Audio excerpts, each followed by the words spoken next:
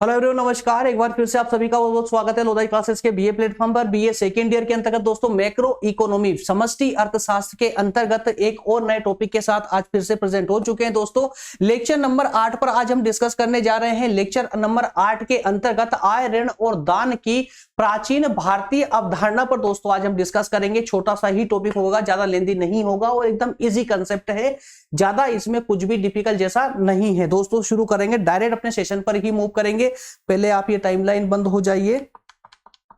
Okay, चलिए शुरू करते दोस्तों। और सेशन में आगे बढ़े उससे पहले एक नजर इस पर डाल लीजिएगा। फर्स्ट यूनिट का लास्ट वाला टॉपिक आज हमारा होने जा रहा है। इससे पहले कंटिन्यूअसली दोस्तों 7 टॉपिक हमारे हो चुके हैं। लेक्चर नंबर 8 के अंतर्गत 8वां टॉपिक आज होने जा रहा है, ठीक है ना। आइए शुरू करते हैं आज का सेशन। आज के सेशन में क्या क्या पढ़ेंगे दोस्तों, जैसे मैं आपको बता चुका हूं कि 3 टर्म पर हमारी विशेष चर्चा होगी। दान डोनेशन पर, ऋण लोन पर और आय इनकम पर। क्लियर है ना। वो तीनों कंसेप्ट को हम प्राचीन भारतीय परंपरा के अकॉर्डिंग समझेंगे। याद रखिएगा, प्राचीन भारतीय परंपरा के अकॉर्डिंग समझने का प्रयास करेंगे। तो दोस्तों दान की परंपरा की अगर हम बात करें तो दान वाली जो ये अवधारणा है ये हमारे प्राचीन भारतीय परंपरा से ही हमें देखने को मिलती है। लेकिन ये अपने वास्तविक रूप में जब आती है तो इसका रूप कब हमें देखने को मिलता है, बुद्ध के समय में। और वो कब मिलता है दोस्तों कि बुद्ध के समय में, बुद्ध के आश्रम में विभिन्न भिक्षु हुआ करते थे। तो बौद्ध धर्म का प्रचार प्रसार करने के लिए जो ये भिक्षु होते थे, तो इन भिक्षुओं की मदद किया करते थे राजा महाराजा, ठीक है ना। तो राजाओं के द्वारा इन भिक्षुओं को विशेष प्रकार से जो है दान दिया जाता था, जिससे इनकी आवश्यकताएं पूरी होती थी। किन की आवश्यकताएं? भिक्षुओं की आवश्यकता, जिससे वो अपने धर्म का प्रचार प्रसार आसानी से कर सके। और दोस्तों ये जो दान है, ये दान परोपकारी सार्वजनिक परियोजनाओं का रूप भी ले लेते थे। तो दान छोटे से लेकर के बड़े आकार के भी हुआ करते थे। छोटे छोटे दान भी होते थे, साथ ही साथ में ये दान कभी कभी इनका रूप इतना बड़ा हो जाता था कि ये सार्वजनिक परियोजनाओं का रूप ले लेते थे। और इन परियोजनाओं के माध्यम से जो समाज के निशक्त लोग होते हैं, जो निर्बल लोग होते हैं, निर्धन लोग होते हैं, उनकी मदद इस दान के रूप में, दान के माध्यम से या दान के द्वारा की जाती थी। इस कंसेप्ट से क्या समझ आता है दोस्तों, सिंपल शब्दों में समझिए इसको। दान की अवधारणा प्राचीन परंपराओं से ही हमें प्राप्त हो जाती है। लेकिन दान का जो वास्तविक जो आकार था या जो वास्तविक रूप था, उस वास्तविक रूप के दर्शन हमें बुद्ध के समय में होते हैं, जब राजाओं के द्वारा बौद्ध भिक्षुओं को उनकी आवश्यकता की पूर्ति करने के लिए उन्हें दान का उपयोग किया जाता था या दान दिया जाता था। और यही दान परोपकारी सार्वजनिक परियोजनाओं के रूप में भी कन्वर्ट हो जाया करता था, या सार्वजनिक परियोजनाओं का रूप भी ले लेते थे। और इस दान के माध्यम से समाज के जो निर्बल और निर्धन लोग होते थे, उनकी सहायता की जाती थी। क्लियर है। तो दान का संबंध प्राचीन ग्रंथों में परोपकारी कार्य या दूसरों की मदद करने से है, अर्थात निस्वार्थ भाव से और बिना किसी उम्मीद के अपना स्वामित्व त्याग देना। जैसे जब भी कोई व्यक्ति किसी वस्तु का या पैसे का दान करता था, तो उस वस्तु या पैसे से अपना स्वामित्व त्याग देना, वो भी निस्वार्थ भाव से, बिना किसी उम्मीद के, है ना। तो बिना किसी रिटर्न के जब कोई व्यक्ति अपना स्वामित्व त्यागता है तो उसको ही हम यहां पर दान कहते हैं। क्लियर है। तो कई भारतीय ग्रंथों के अनुसार एक सदाचारी जीवन व खुशी के लिए दान की प्रथा को आवश्यक माना गया था। कहने का आशय यह है कि गरीबों को देना ही सच्चा दान कहलाता है। गरीबों को देना ही सच्चा दान कहलाता है। अर्थात ये कि यार देखिए, दान उसको दो जिसको उसकी वास्तविक रूप से उसे आवश्यकता हो, है ना। आवश्यक व्यक्ति को अगर हम कुछ वस्तु देंगे तो वो वास्तविक दान कहलाता है, और वो भी बिना किसी स्वार्थ के और बिना किसी उम्मीद के। अगर आप कोई वस्तु का दान करते हैं और उस वस्तु का दान और उस व्यक्ति को दान जिस व्यक्ति को उस वस्तु की आवश्यकता हो, तभी वो दान कहलाएगा। तो कुछ प्राचीन ग्रंथों की अवधारणाओं के अनुसार कर्मों, शब्दों और विचारों के द्वारा भी दान की परंपरा का निर्वहन किया जाता था। कुछ प्राचीन ग्रंथों में दान का एक नया स्वरूप भी देखने को मिला है, कर्म के द्वारा, शब्दों के द्वारा या विचारों के द्वारा। जैसे कि एक मुस्कान या प्यार भरी आंखों की झलक या सच्चे दिल से सुखद शब्द कह देना, जो व्यक्ति को भा जाए, जो व्यक्ति को जो है उसकी आत्म तृष्टि हो जाए, आत्म संतुष्टि प्राप्त हो उसे, है ना, जिसे प्रत्येक व्यक्ति को देने का प्रयास भी करना चाहिए। इसमें कोई पैसा नहीं लगता, है ना, प्रत्येक व्यक्ति को देने का प्रयास करना चाहिए। यह हालांकि हमारे प्राचीन ग्रंथों में उल्लेखित है, लेकिन वास्तविक रूप से इसकी आवश्यकता आज हमें वर्तमान में है ना, इस विशेष दान की आवश्यकता वर्तमान में है। तो दोस्तों दान का यही एक सिंपल सा ये उदाहरण था, या कहें कि दान की एक अवधारणा थी। अब इसमें आपको साधारण शब्दों में अगर सुने तो दान का अर्थ सिर्फ सिंपल सा याद रखिएगा आप लोग एग्जाम में लिखने के दृष्टिकोण से। दान एक विशेष प्रकार की एक ऐसी प्रक्रिया है जिसमें व्यक्ति बिना किसी स्वार्थ के उस वस्तु विशेष से या उस धन से अपना स्वामित्व त्याग देता है ना, और वो जरूरतमंद या आवश्यक व्यक्ति को ही उस वस्तु का निस्वार्थ भाव से उसका दान कर देता है, उसको सौंप देता है। यही एक दान कहलाता है। और इसका उल्लेख हमें भारतीय प्राचीन परंपराओं से ही इसका उल्लेख हमें प्राप्त होता है। और विशेष उल्लेख की अगर हम बात करें दोस्तों, तो बौद्ध के समय में इसका विशेष रूप से उल्लेख किया गया था। राजाओं के द्वारा बौद्ध भिक्षुओं को विशेष रूप से दान दिया गया, जिससे कि वो अपने धर्म का प्रचार प्रसार कर सके। क्लियर है। और इस सब के अलावा एक विशेष रूप से प्राचीन ग्रंथों में हमें एक दान का एक नया रूप भी देखने को मिला है, जो कर्म, शब्द और विचारों के माध्यम से दान किया जाता था, है ना। तो इस प्रकार से दान का ये एक विशेष एक अवधारणा रही है। और सिंपल से शब्दों में आपको मैंने ये डेटा प्रोवाइड भी किया है।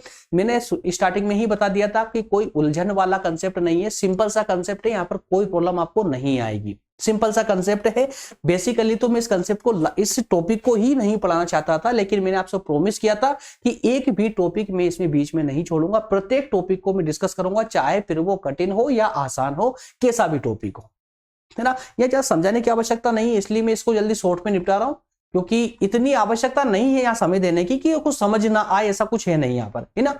हिंदू मान्यताओं के अनुसार अनुष्ठानों में दान प्रचलित है, जैसे कन्यादान, ठीक है ना, कन्यादान। अब देखिए यहां पर दोस्तों, अब एक दान तो हमने बात की कि एक वस्तु का दान होता है ना, और कुछ जो है वस्तुओं के अलावा हमने कुछ अपने भावों का दान, है ना, भाव का दान, अच्छे विचारों के माध्यम से, अच्छे कर्मों के माध्यम से, तो ये हमारा भाव का दान हो गया। इसके अलावा एक अन्य हमारे प्राचीन ग्रंथों में ही हमें यह कहें कि हमारे हिंदू धर्म के अनुष्ठानों में एक विशेष दान की चर्चा की गई है, जिसमें हम बोलते हैं कन्यादान, है ना, जिसमें पिता अपनी पुत्री का दान करता है, या पिता अपनी पुत्री का विवाह के समय दूल्हे के हाथ में कन्या का हाथ देकर के कहता है कि यह अब आपकी हुई, यह वचन देता है। तो यह क्या कहलाता है दोस्तों? कन्यादान। तो अन्य प्रकार के दान में अधिक गतिविधि के साधन व खाद्य स्रोत ये भी शामिल है। अन्य दान की बात करें तो दान के कितने कितने प्रकार का डोनेशन होता है, इसके थोड़ा सा प्रकार याद कर लीजिए। आर्थिक प्रकार के भी होते हैं, जैसे कि साधन आर्थिक प्रकार का है, खाद्य पदार्थ आर्थिक प्रकार के हैं, है ना, इनको भौतिक भी हम कह सकते हैं। इसके अलावा अगर हम अपने अनुष्ठानों की बात करें तो कन्यादान भी हो जाता है ना। इसके अलावा जो भाव दान मैंने आपको पिछली स्लाइड में बताया है ना। इसके अलावा दोस्तों जैसे गोदान, भूदान, विद्यादान, अभयदान या अन्नदान, ये सब इस अन्य प्रकार के दानों में शामिल है। तो दान श्रद्धा से किया गया वह कार्य है जो व्यक्ति स्वेच्छा से खुशी के लिए करता है। दान हेतु एक आदर्शवादी दृष्टिकोण की आवश्यकता होती है। बस ये सिंपल सा कंसेप्ट था दान को लेकर के। आगे हम दोस्तों बात करेंगे ऋण की, है ना। और ऋण को संभवतः आपने अगर प्राचीन इतिहास को पढ़ा है तो देखिए ऋण का उल्लेख भी हमें प्राचीन अवधारणा, प्राचीन हमारे साहित्यों से हमें प्राप्त हुआ है ऋण का। और ऋण का मतलब हम ये जो लोन लिखा ना इंग्लिश में, इसका अर्थ होता है खाली लोन, है ना। ये इस लोन को मत समझ लीजिए किसी से आपने पैसे उधार लिए उस ऋण की बात कर रहे हैं, उस ऋण की हम यहाँ बात नहीं कर रहे हैं, बल्कि यहाँ पर अलग प्रकार के ऋण की बात करेंगे। जिस ऋण की बात की गई है आश्रम व्यवस्था में, भारतीय संस्कृति के आश्रम व्यवस्था में जिन ऋणों की बात की गई है उस ऋण की हम यहाँ चर्चा करने वाले हैं। तो भारतीय संस्कृति में प्राचीन समाज को व्यवस्थित करने के लिए आश्रम व्यवस्था का वर्णन मिलता है, जिसमें मानव को उसके कर्तव्यों के प्रति प्रेरित किया गया है। किसके माध्यम से? आश्रम व्यवस्था के माध्यम से। तो आश्रम व्यवस्था में गृहस्थ आश्रम को सबसे अधिक महत्वपूर्ण माना गया है, जिसमें मनुष्य धर्म, कर्म और अर्थ इन तीनों के माध्यम से अपने कर्तव्यों का पालन कर सकता है और इसके फलस्वरूप वह अपने परिवार की, समाज के और देश की उन्नति में अपना महत्वपूर्ण योगदान प्रदान करता है। ऋण सिद्धांत से तात्पर्य ऋणों से मुक्ति से है। ऋण का सिद्धांत का क्या अर्थ हुआ दोस्तों? ऋण सिद्धांत की जो हम बात कर रहे हैं, जो चर्चा कर रहे हैं, इसका अर्थ होता है कि ऋणों से मुक्ति प्राप्त करना, ऋणों से मुक्ति प्राप्त करना। अब ऋणों का संबंध देव, ऋषि और पितृ ऋण से है। तो यहां पर हम 3 प्रकार के ऋणों की चर्चा करने वाले हैं, देव ऋण, ऋषि ऋण या पितृ ऋण। ठीक है ना, 3 ऋणों की हम यहां चर्चा करेंगे। इन 3 ऋणों में दोस्तों सबसे पहले हम बात करते हैं देव ऋण की।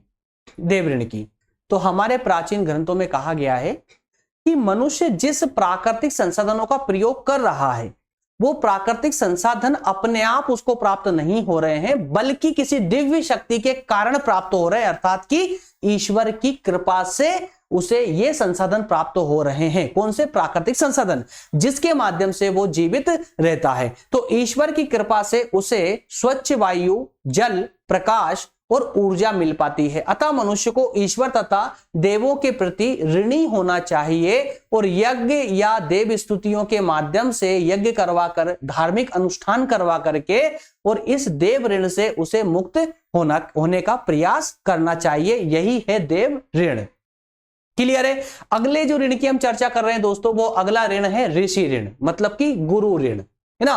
तो ब्रह्मचर्य आश्रम में मनुष्य ऋषि और गुरु कृपा का ज्ञान प्राप्त करता है। अतः ज्ञान ज्योति से जीवन पथ को आलोकित करने वाले गुरुओं के प्रति ऋणी होना चाहिए। तो यहां पर कुल मिलाकर ये कहा गया है कि देखिए कि ब्रह्मचर्य आश्रम में जब मनुष्य प्रवेश करता है, ब्रह्मचर्य आश्रम में, जो कि पहला आश्रम बताया गया है, इस आश्रम में वो एक बालक अपने ऋषियों से या गुरुओं से शिक्षा प्राप्त करता है।